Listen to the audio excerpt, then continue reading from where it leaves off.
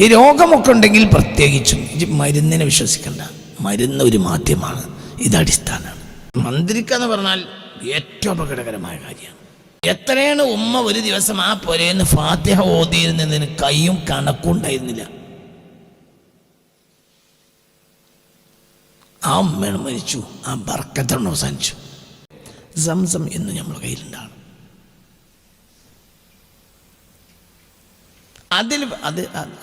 അതിൽ ഫാത്തിഹ ഓതി കുടിക്കുക. ഇത് രണ്ടും ഭയങ്കര ചേർച്ചയാണ്.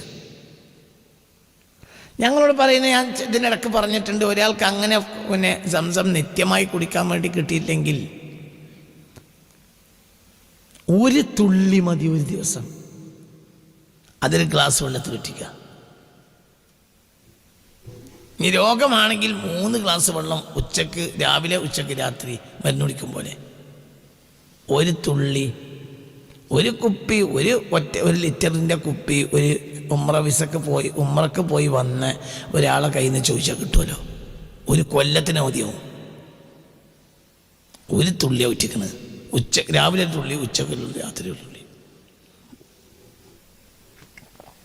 രോഗമുണ്ടെങ്കിൽ, ഈ രോഗമല്ലെങ്കിൽ അതിരാവിലെ എണീറ്റാൽ ഉടനെ തന്നെ ഉളു എടുത്ത് ശുദ്ധിയായി വൃത്തിയായി ശേഷം ഒരു ഗ്ലാസ് വെള്ളത്തിലേക്ക് ഒരു തുള്ളി ഇട്ടിച്ചോ.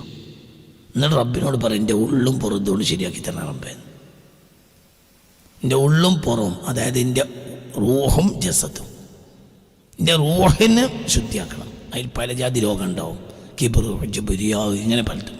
എൻ്റെ തടി, അതിൽ പലതും ഉണ്ടാവും. ഇത് രണ്ടും റബ്ബിനെ ഏൽപ്പിച്ചാണ്. ഇതൊക്കെ നിസ്സാരപ്പെട്ട കാര്യം, ചെയ്യാൻ എളുപ്പമാണ്, ആണോ അല്ലേ? ചെയ്യാൻ വളരെ എളുപ്പമാണ്. അത്ഭുതകരമായ ശിഫായിനാണ്.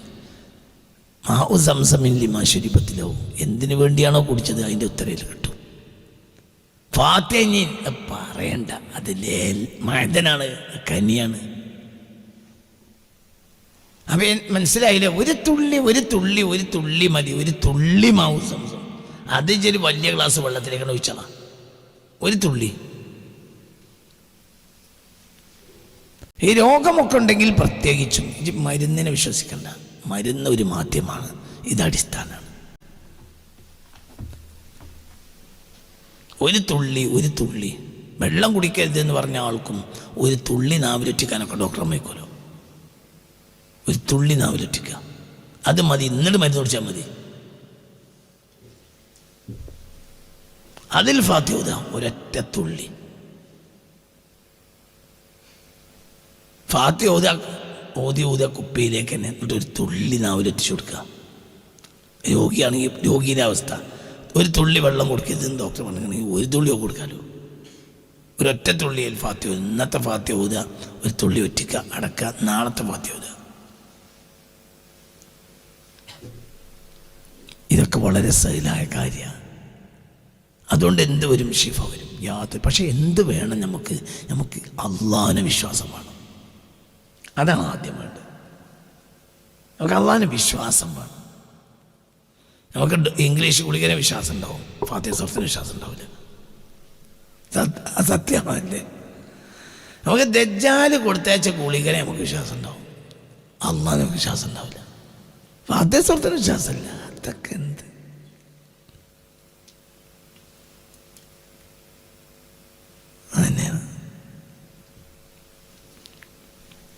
അതന്നെ. ഡോക്ടർ പോകാനായിട്ടില്ല എന്ന് പറഞ്ഞാൽ 3 ദിവസം 4 ദിവസം പിന്നെ അവിടെ തന്നെ വാടക കൊടുത്ത് കിടക്കാൻ എനിക്ക് കഴിയും. ഒരാളെ മുന്നിൽ തല താഴ്ത്തി കൊടുത്തിട്ട് ഫാത്തിഹ ഓതിയിട്ടൊന്ന് മന്ത്രിക്കുന്നറിയാൻ അതിനെനിക്ക് നേരം കിട്ടൂല. അതിൻ്റെയൊക്കെ തീർ ചെലുത്തല്ല. ഇപ്പം മന്ത്രിക്കാൻ തല താഴ്ത്തി കൊടുക്കുക,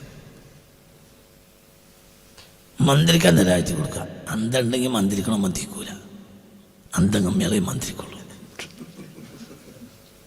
കാരണം മന്ത്രിക്കാൻ നിസ്സാരപ്പെട്ട കാര്യമല്ല, മന്ത്രിക്കണം പണിയാണ്. നിങ്ങൾ വിചാരിച്ചു മന്ത്രിക്കൽ നിസ്സാരമാണ്? പരമാവധി ഒഴിഞ്ഞു മാറി, ഞാൻ ഏറ്റവും ഒഴിഞ്ഞു മാറി മന്ത്രിക്കില്ല. കാരണം മന്ത്രിക്കാൻ ചില പ്രശ്നമാണ്. റിട്ടേൺ ഉറപ്പല്ലേ? കാരണം മന്ത്രം എന്ന് പറഞ്ഞാൽ അതങ്ങോട്ട് ഒരു തീജ്വാലയാണ്, പ്രത്യേകിച്ച് ഫാത്തിഹ. അപ്പം ആ സാധനം അവിടെ നിങ്ങൾ പൊന്തും, ഷോക്കടിക്കും. എനിക്ക് എന്നോട് രഹസ്യം പറഞ്ഞു തരുന്ന, ഞാനുമായി ബന്ധപ്പെട്ട എനിക്ക് രഹസ്യങ്ങൾ, എൻ്റെ ജീവിതത്തുമായി ബന്ധപ്പെട്ട പല രഹസ്യങ്ങളിലും എന്നെ സഹായിച്ചിട്ടുള്ള പല മഹത്തുക്കളും എന്നോട് പറഞ്ഞിട്ടുണ്ട്, പരമാവധി മന്ത്രിക്കരുത് കേട്ടോ, പരമാവധി ഒഴിഞ്ഞു മാറിക്കളുണ്ടോ, പരമാവധി.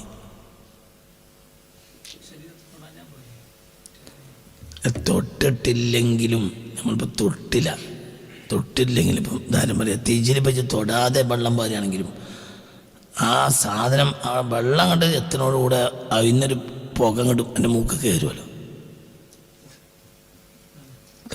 തൊടാതിരിക്കൽ തന്നെയാണ് വേണ്ടത്. ഞാനിത് ചെയ്യാതിരിക്കാൻ പറയല്ല, പക്ഷെ നിസ്സാരപ്പെട്ട കാര്യമല്ല. മന്ത്രിക്കുക എന്ന് പറഞ്ഞാൽ ഏറ്റവും അപകടകരമായ കാര്യമാണ്. നിങ്ങളെന്താ വിചാരിച്ച നിസ്സാരം?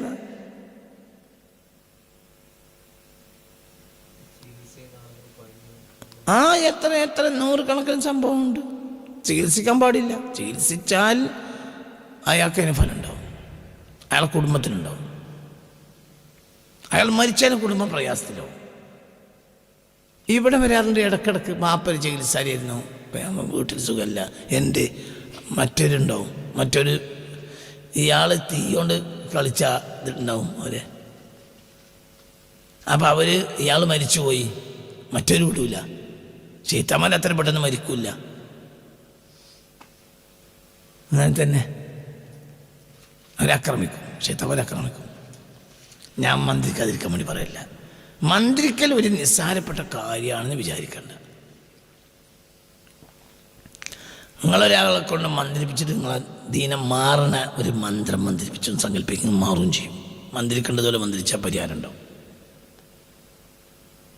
അപ്പം നിങ്ങൾക്ക് ഭയങ്കര ഇഷ്ടമാണ് കൂടി അയാളോട്, അയാൾക്ക് നിങ്ങൾ 50,000 റുപ്യേനെ കെട്ടുകൊടുത്തു സങ്കല്പിക്കും. നിങ്ങൾക്കും നിർപ്പതിയായി, അയാൾക്കും നിർപ്പതിയായി. 50,000 റുപ്യേനെ കെട്ടുകൊടുത്തു. അതാണിപ്പോൾ കൊടുക്കൂല, ഞാൻ ഇപ്പോൾ കൊടുക്കാം. എൻ്റെ പരമാവധി മന്ത്രിച്ച് കഴിഞ്ഞപ്പോൾ 50,000 റുപ്യേനെ കെട്ടണം കൊടുത്താൽ അയാൾക്ക് നിങ്ങൾ കൊടുത്ത ഉപകാരം 4 ദിവസം കൊണ്ട് തീരും. എന്നാൽ അയാളുടെ ശല്യം മരണം വരെ തീരൂല. പിന്നെ ഇതിന് ഏർപ്പാടായി നടക്കണമല്ലോ, ഒരു നഷ്ടമല്ല. അതുകൊണ്ട് അതിന് ദീനോട്ട് മാറൂല.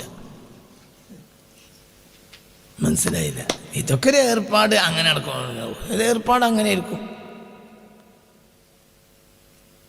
ഒരു പണിയില്ലാത്തതുകൊണ്ട് മന്ത്രിക്കാൻ കുത്തിരുന്നു, അങ്ങനെ ഉണ്ടാവുമല്ലോ.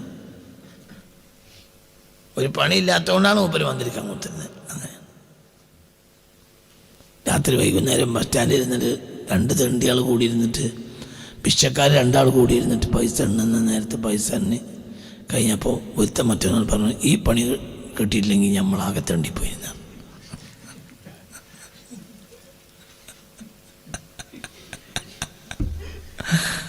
ഈ പണി കിട്ടില്ലെങ്കിൽ നമ്മൾ തെണ്ടിയിരുന്നു പറഞ്ഞു. എന്താ പണി? തെണ്ടല് പോലെ പണിയായി.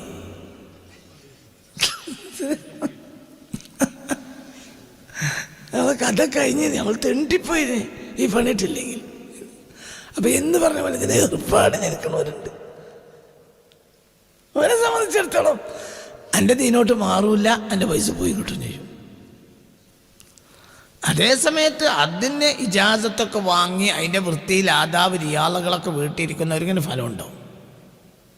പക്ഷെ അയാൾക്ക് വളരെ പ്രയാസമുണ്ടാവും. അയാൾക്ക് നിങ്ങൾ 50,000 റുപ്യ കൊടുത്താൽ പോലും, നിങ്ങൾ 1,00,000 റുപ്യ എടുത്താൽ പോലും അയാൾക്ക് നഷ്ടമായിരിക്കും. കാരണം അയാൾക്ക് അതിന് ഭയങ്കര പ്രയാസം ഉണ്ടാവും. ഇനി അവൻ 100% അയാൾ ഇൻ്റലിജൻ്റ് ആയിട്ടില്ലെങ്കിൽ അയാളിലേക്കോ അയാൾ മക്കളിലേക്കോ ഇത് കയറും. ഇജാസത്തോടു കൂടെ ചെയ്താൽ, ഇജാസത്ത് തരേണ്ട ആളുകളിൽ നിന്ന് കിട്ടിയാൽ അതിന് നിബന്ധനകൾ ഉണ്ടാവും. ആ നിബന്ധനകൾ ദായിമൻ വീട്ടിയാൽ അപ്പോൾ അതിന് ഫലം ഉണ്ടാവും. അതുള്ള കാലത്തോളം അത് ഒന്നും ചെയ്യാൻ കഴിയില്ല. ബാപ്പ അത് നിലനിർത്തിയിരുന്നു. പിന്നെ ബാപ്പ മരിച്ചു, പിന്നെ ഞങ്ങൾക്കൊരു സുഖമില്ലാതെ, ബാപ്പ മരിച്ചൊരു സുഖം കിട്ടിയില്ല. എന്തുകൊണ്ട്? ഈ അമൽ നിങ്ങളെ വീട്ടിൽ നടന്നുകൊണ്ടിരിക്കുന്നുണ്ട്. ബാപ്പ മരിച്ചപ്പോൾ ആ അമലിന് തായ്മൊരാൾ ഏറ്റെടുത്തില്ല. ആ അമൽ കൊണ്ടായിരുന്നു നിങ്ങളെ വീട്ടിൽ ശൈത്താൻ്റെ ആക്രമണം കുറഞ്ഞിരുന്നത്. ആ അമൽ കൊണ്ടായിരുന്നു, ആ ബാപ്പാനെ കൊണ്ടും ഉമ്മാനെ കൊണ്ടാണ് നിങ്ങളെ വീട്ടിൽ പല ജാതി ഹൈറുണ്ടായിരുന്നത്. അത് ആണ് ഈ മോക്കലിങ്ങളായ ജിന്നുകൾ ഈ മലക്കുകളുണ്ടാവും. ആ മലക്കുകൾ നിങ്ങളെ വീട്ടിൽ അർസാക്കിനെ വലിച്ചുകൊണ്ടിരും. നമുക്ക് എന്താണെങ്കിൽ ഒന്നും പറ്റൂലായിരുന്നു. ഇപ്പം നിങ്ങൾക്ക് ഒന്നും നടക്കണില്ല. എന്തുകൊണ്ട്? നിങ്ങൾ വഴി മുടക്കി. ആര് മുടക്കി? പിശാച് മുടക്കി. ആ മോക്കലിങ്ങളൊക്കെ തിരിച്ചു പോവുകയും ചെയ്തു. ആ മലക്കുകളൊക്കെ തിരിച്ചുപോയി. ഇപ്പം നിങ്ങളെ വീട്ടിലൊന്നുമില്ല ഈ 5 വക്ത് നിസ്കാരം നടന്നെങ്കിലുണ്ട്, അത്ര തന്നെ. ഒരു വീട്ടിൽ ഒരു സുഖം ഉണ്ടാവില്ല. എന്തുകൊണ്ട്? ഇതൊക്കെ ഉണ്ടായിരുന്ന ആള് മരിച്ചു. അപ്പം അമ്മാൻ്റെ കയ്യിൽ സദാസമയം തസ്ബീഹ്മാലുണ്ടായിരുന്നു.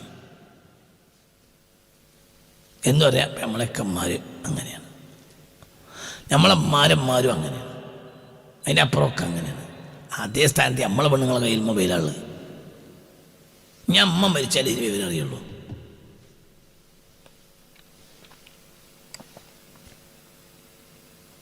ആ വീട്ടിൽ അങ്ങനത്തെ ഒരു ഉമ്മയുള്ള വീട്ടിൽ ചെന്നാൽ അതിൻ്റെ വൃത്തി അപ്പം നമ്മൾ കാണും.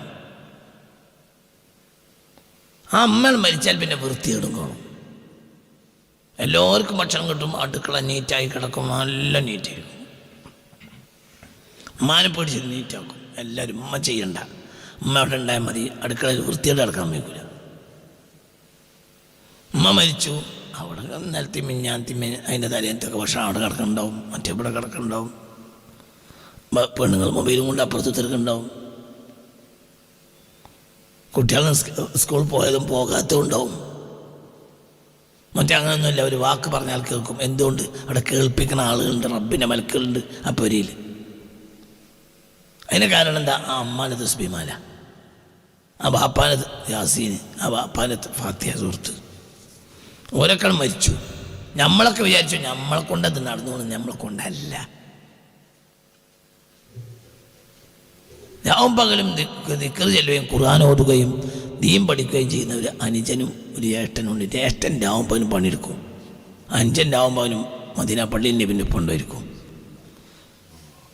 അപ്പോൾ ഒരു ദിവസം ഈ ജ്യേഷ്ഠൻ നബിയോട് വന്ന് പറഞ്ഞു, നബിയെ, ഇവനെ ഇവിടെ കുത്തിരിക്കാണ്, ഞാൻ മാത്രമേ നയിക്കണുള്ളൂ, ഇവനും കൂടി വന്നാൽ നമ്മളെ പരിയിൽ ഒന്നും കൂടി റാഹത്താവും. അപ്പോൾ റസൂൽ പറഞ്ഞു, അതിപ്പോൾ എനക്ക് കാര്യം മനസ്സിലായിട്ടില്ല. ലഅല്ലക തുർസഖു ബിഹി, നിൻ്റെ കഞ്ഞി വിജയിക്കാൻ കാരണം ഇവനിവിടെ കുത്തിരിക്കണതാണ്. എൻ്റെ റിസ്ക് ഇച്ചുണ്ടാക്കണതല്ല, ഇവനാണ്. ഇവനും ഇവിടെ പണിയാണ്, അതിൻ്റെ ബർക്കത്താണ് അവിടെ കാണുന്നത്.